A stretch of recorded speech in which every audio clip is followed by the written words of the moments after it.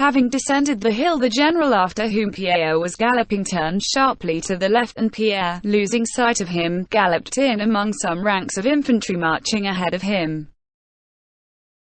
He tried to pass either in front of them or to the right or left, but there were soldiers everywhere, all with expression and busy with some unseen but evidently important task. They all gazed with the same dissatisfied and inquiring expression at this stout man in a white hat, who for some unknown reason threatened to trample them under his horse's hoofs. "Why ride into the middle of the battalion?" one of them shouted at him. Another prodded his horse with the butt end of a musket. And Pierre, bending over his saddlebow and hardly able to control his shying horse, galloped ahead of the soldiers where there was a free space. There was a bridge ahead of him, where other soldiers stood firing. Pierre rode up to them. Without being aware of it, he had come to the bridge across the Calocha between Gorky and Borodino, which the French, having occupied Borodino, were attacking in the first phase of the battle. Pierre saw that there was a bridge in front of him and that soldiers were doing something on both sides of it and in the meadow, among the rows of new-mown hay which he had taken no notice of amid the smoke of the campfires the day before. But despite the incessant firing going on there, he had no idea that this was the field of battle. He did not notice the sound of the bullets whistling from every side, or the projectiles that flew over him, did not see the enemy on the other side of the river, and for a long time did not notice the killed and wounded, though many fell near him. He looked about him with a smile which did not leave his face. "Why is that fellow in front of the line?" shouted somebody at him again. "To the left." "Keep to the right," the men shouted to him. Pierre went to the right, and unexpectedly encountered one of Raevski's adjutants whom he knew. The adjutant looked angrily at him, evidently also intending to shout at him, but on recognizing him he nodded. "How have you got here?" he said, and galloped on. Pierre, feeling out of place there, having nothing to do, and afraid of getting in someone's way again, galloped after the adjutant. "What's happening here? May I come with you?" he asked. One moment," replied the adjutant, and riding up to a stout colonel who was standing in the meadow, he gave him some message and then addressed Pierre. "Why have you come here, Count?" he asked with a smile. "Still inquisitive?" Yes, assented Pierre. But the adjutant turned his horse about and rode on. "Here it's tolerable," said he, "but with Bagration on the left flank they're getting it frightfully hot." "Really?" said Pierre. "Where is that?" "Come along with me to our knoll. We can get a view from there, and in our battery it is still bearable," said the adjutant. "Will you come?" "Yes, I'll come with you," replied Pierre, looking round for his groom. It was only now that he noticed wounded men staggering along or being carried on stretchers. On that very meadow he had ridden over the day before, a soldier was lying athwart the rows of scented hay, with his head thrown awkwardly back and his shako off. "Why haven't they carried him away?" Pierre was about to ask, but seeing the stern expression of the adjutant, who was also looking that way, he checked himself. Pierre did not find his groom and rode along the hollow with the adjutant to Raevski's redoubt. His horse lagged behind the adjutant's and jolted him at every step. "You don't seem to be used to riding, Count," remarked the adjutant. "No, it's not that, but her action seems so jerky," said Pierre in a puzzled tone. "Why, she's wounded," said the adjutant. "In the off foreleg above the knee. A bullet, no doubt. I congratulate you, Count, on your baptism of fire." Single quote. Having ridden in the smoke past the 6th Corps, behind the artillery which had been moved forward and was in action, deafening them with the noise of firing, they came to a small wood. There it was cool and quiet, with a scent of autumn. Pierre and the adjutant dismounted and walked up the hill on foot.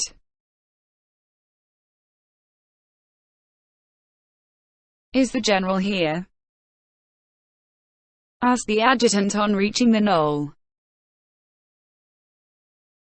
"He was here a minute ago but has just gone that way," someone told him, pointing to the right. The adjutant looked at Pierre as if puzzled what to do with him now. "Don't trouble about me," said Pierre. "I'll go up onto the knoll if I may." Single quote. "Yes, do. You'll see everything from there and it's less dangerous, and I'll come for you." Pierre went to the battery and the adjutant rode on. They did not meet again, and only much later did Pierre learn that he lost an arm that day.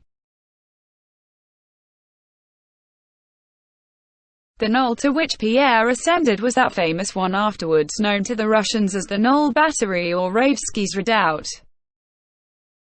and to the French as Le Grande Redoubt, Le Fatal Redoubt, La Redoubt du Centre, around which tens of thousands fell, and which the French regarded as the key to the whole position. This redoubt consisted of a knoll, on 3 sides of which trenches had been dug. Within the entrenchment stood 10 guns that were being fired through openings in the earthwork. In line with the knoll on both sides stood other guns which also fired incessantly. A little behind the guns stood infantry. When ascending that knoll, Pierre had no notion that this spot, on which small trenches had been dug and from which a few guns were firing, was the most important point of the battle. On the contrary, just because he happened to be there, he thought it one of the least significant parts of the field. Having reached the knoll, Pierre sat down at one end of a trench surrounding the battery and gazed at what was going on around him with an unconsciously happy smile. Occasionally he rose and walked about the battery still with that same smile, trying not to obstruct the soldiers who were loading, hauling the guns, and continually running past him with bags and charges. The guns of that battery were being fired continually one after another with a deafening roar, enveloping the whole neighborhood in powder smoke. In contrast with the dread felt by the infantryman placed in support. Here in the battery, where a small number of men busy at their work was separated from the rest by a trench, everyone experienced a common and as it were family feeling of animation. The intrusion of Pierre's non-military figure in a white hat made an unpleasant impression at first. The soldiers looked askance at him with surprise and even alarm as they went past him. The senior artillery officer, a tall, long-legged, pockmarked man, moved over to Pierre as if to see the action of the father's gun and looked at him with curiosity. A young round-faced officer, quite a boy still and evidently only just out of the cadet college, who was zealously commanding the 2 guns entrusted to him, addressed Pierre sternly. "Sir," he said, "permit me to ask you to stand aside. You must not be here." The soldiers shook their heads disapprovingly as they looked at Pierre. But when they had convinced themselves that this man in the white hat was doing no harm, but either sat quietly on the slope of the trench with a shy smile or politely making way for the soldiers, paced up and down the battery under fire as calmly as if he were on a boulevard. Their feeling of hostile distrust gradually began to change into a kindly and bantering sympathy, such as soldiers feel for their dogs, cocks, goats, and in general for the animals that live with the regiment. The men soon accepted Pierre into their family, adopted him, gave him a nickname, "Our Gentleman," and made kindly fun of him among themselves. A shell tore up the earth 2 paces from Pierre, and he looked around with a smile as he brushed from his clothes some earth it had thrown up. "And how's it you're not afraid, sir, really now?" a red-faced, broad-shouldered soldier asked Pierre, with a grin that disclosed a set of sound, white teeth. "Are you afraid then?" said Pierre. "What else do you expect?" answered the soldier. "She has no mercy, you know. When she comes spluttering down, out go your innards. One can't help being afraid," he said, laughing. Several of the men, with bright, kindly faces, stopped beside Pierre. They seemed not to have expected him to talk like anybody else, and the discovery that he did so delighted them. "It's the business of us soldiers. But in a gentleman it's wonderful. There's a gentleman for you. Single quote. To your places," cried the young officer to the men gathered round Pierre. The young officer was evidently exercising his duties for the first or second time, and therefore treated both his superiors and the men with great precision and formality. The booming cannonade and the fusillade of musketry were growing more intense over the whole field, especially to the left where Bagration's flèches would, but where Pierre was the smoke of the firing made it almost impossible to distinguish anything. Moreover, his whole attention was engrossed by watching the family circle separated from all else formed by the men in the battery. His first unconscious feeling of joyful animation produced by the sights and sounds of the battlefield was now replaced by another, especially since he had seen that soldier lying alone in the hayfield. Now, seated on the slope of the trench, he observed the faces of those around him. By 10 o'clock some 20 men had already been carried away from the battery.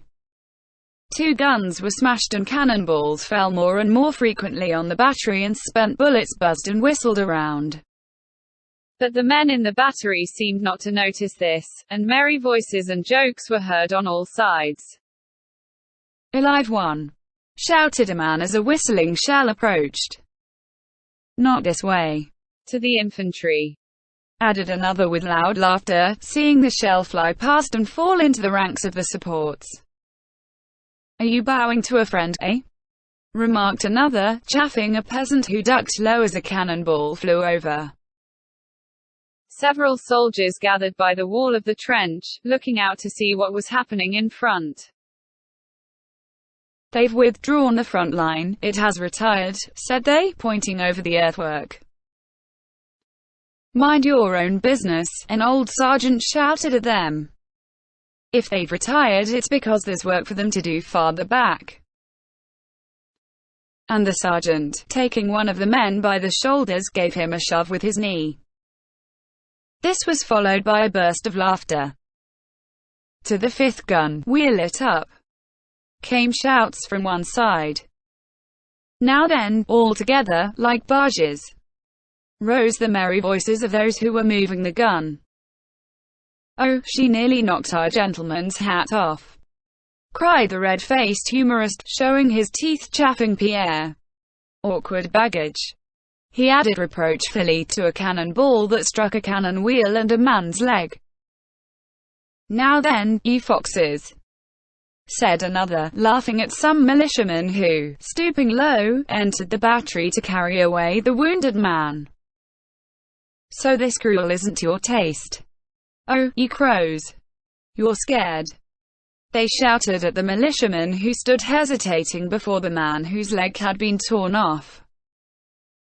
"There, lads, oh oh." They mimicked the peasants, "They don't like it at all." Single quote.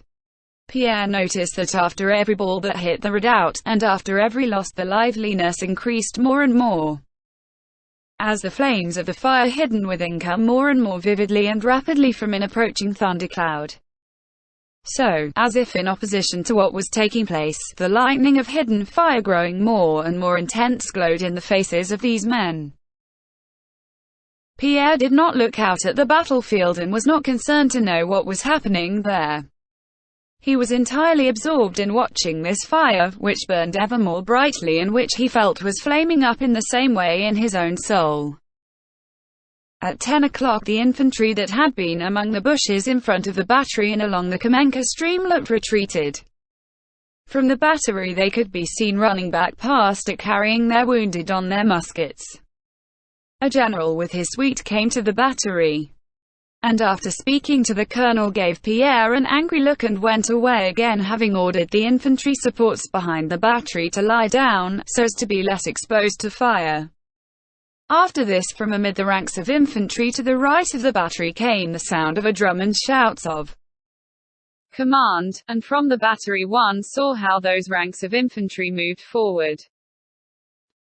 Pierre looked over the wall of the trench and was particularly struck by a pale young officer who, letting his sword hang down, was walking backwards and kept glancing uneasily around. The ranks of the infantry disappeared amid the smoke, but their long-drawn shout and rapid musketry firing could still be heard. A few minutes later crowds of wounded men and stretcher-bearers came back from that direction. Projectiles began to fall still more frequently in the battery. Several men were lying about who had not been removed. Around the cannon the men moved still more briskly and busily. No one any longer took notice of Pierre. Once or twice he was shouted at for being in the way. The senior officer moved with big, rapid strides from one gun to another with a frowning face. The young officer, with his face still more flushed, commanded the men more scrupulously than ever. The soldiers handed up to the charges, turned, loaded, and did their business with strained smartness. They gave little jumps as they walked, as though they were on springs. The storm cloud had come upon them, and in every face the fire, which Pierre had watched kindle, burned up brightly. Pierre standing beside the commanding officer. The young officer, his hand to his shako, ran up to his superior. "I have the honor to report, sir, that only 8 rounds are left. Are we to continue firing?" he asked. "Grape shot," the senior shouted, without answering the question, looking over the wall of the trench. Suddenly something happened. The young officer gave a gasp and bending double sat down on the ground like a bird shot on the wing. Everything became strange, confused, and misty in Pierre's eyes. One cannon ball after another whistled by and struck the earthwork, a soldier, or a gun. Pierre, who had not noticed these sounds before, now heard nothing else. On the right of the battery soldiers shouting, "Hurrah!" were running not forwards but backwards, it seemed to Pierre. A cannonball struck the very end of the earthwork by which he was standing, crumbling down the earth. A black ball flashed before his eyes and at the same instant plumped into something. Some militiamen who were entering the battery ran back. "All with grape shot!" shouted the officer. The sergeant ran up to the officer and in a frightened whisper informed him, as a butler at dinner informs his master that there is no more of some wine asked for, that there were no more charges. "The scoundrels! What are they doing?" shouted the officer, turning to Pierre. The officer's face was red and perspiring and his eyes glittered under his frowning brow. "Run to the reserves and bring up the ammunition boxes," he yelled, angrily avoiding Pierre with his eyes and speaking to his men. "I'll go," said Pierre. The officer, without answering him, strode across to the opposite side. "Don't fire," Wait! He shouted. The man who had been ordered to go for ammunition stumbled against Pierre. Sir, this is no place for you, said he, and ran down the slope. Pierre ran after him, avoiding the spot where the young officer was sitting. One cannonball, another, and a third flew over him, falling in front, beside, and behind him. Pierre ran down the slope. Where am I going? He suddenly asked himself when he was already near the green ammunition wagons. He halted irresolutely, not knowing whether to return or go on. Suddenly a terrible concussion threw him backwards to the ground. At the same instant he was dazzled by a great flash of flame, and immediately a deafening roar, crackling, and whistling made his ears tingle. When he came to himself he was sitting on the ground leaning on his hands. The ammunition wagons he had been approaching no longer existed. Only charred green boards and rags littered the scorched grass. And a horse, dangling fragments of its shaft behind it, galloped past, while another horse lay, like Pierre, on the ground, uttering prolonged and piercing cries.